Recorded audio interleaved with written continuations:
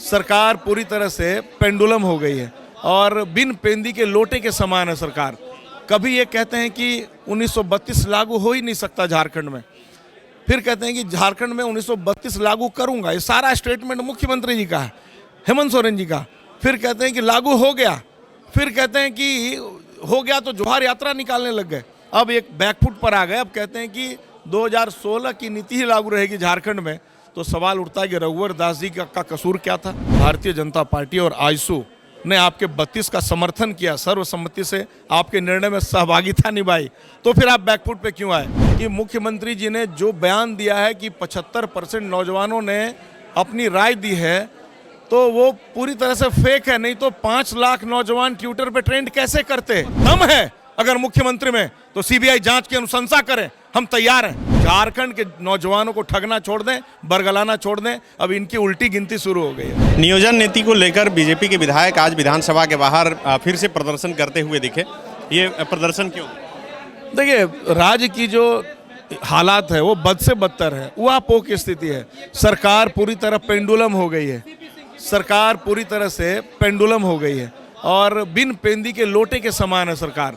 कभी ये कहते हैं कि 1932 लागू हो ही नहीं सकता झारखंड में, फिर कहते हैं कि झारखंड में 1932 लागू करूंगा। ये सारा स्टेटमेंट मुख्यमंत्री जी का है, हेमंत सोरेन जी का। फिर कहते हैं कि लागू हो गया, फिर कहते हैं कि हो गया तो जोहार यात्रा निकालने लग गए। अब एक बैकफुट पर आ गए, अब कहते हैं कि 2016 की नीति ही लागू रहेगी झारखंड में। तो सवाल उठता है कि रघुवर दास जी का कसूर क्या था? आपने उस नीति को क्यों नकारा? दूसरा सवाल कि जो आपने कहा कि 16 के पहले का ही रहेगा, बैकफुट पर आए, क्या आपने सदन को भरोसे में लिया?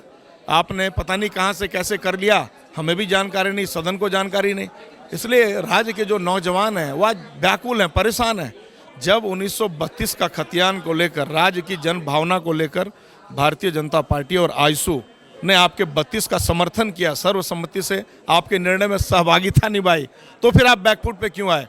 आप तब आए जब हाईकोर्ट ने आपको टर्न डाउन किया। ये बातें आपको पहले सोचनी चाहिए थी। इसलिए हमारी मांग है कि सदन के अंदर आकर और मुख्यमंत्री अपनी स्थिति स्पष्ट करें, नहीं तो हमारा विरोध जारी रहेगा। मुख्यमंत्री तो बोल रहे हैं कि सर्वे के आधार पर ये निर्णय। देखिए, जो सर्वे है वो झूठा है, वो फेक है, वो फर्जी है। मैं इसकी जांच की मांग करता हूँ और मैं आग्रह करता हूँ कि मुख्यमंत्री जी ने जो बयान दिया है कि 75% नौजवानों ने अपनी राय दी है, तो वो पूरी तरह से फेक है। नहीं तो 5 लाख नौजवान ट्विटर पे ट्रेंड कैसे करते? बोल रहे हैं कि ये सब बीजेपी के कार्यकर्ता हैं, युवा। मैं तो कह रहा हूँ कि इसकी जांच होनी चाहिए कि वो बीजेपी के कार्यकर्ता हैं कि जेएमएम के कार्यकर्ता हैं कि सीधे सरल झारखंड के नौजवान हैं। मैं तो इसीलिए जांच की मांग करता हूँ। और दम है अगर मुख्यमंत्री में तो सीबीआई जांच की अनुशंसा करें, हम तैयार हैं। हम घबराने वाले लोग नहीं हैं। झारखंड के नौजवानों को ठगना छोड़ दें, बरगलाना छोड़ दें। अब इनकी उल्टी गिनती शुरू हो गई है। आप लोग कैसी नियोजन नीति चाहते हैं? हम चाहते हैं कि विधि सम्मत नियोजन नीति बने। हम देखिए, आज नियोजन नीति बनाने की जवाबदेही सरकार की है।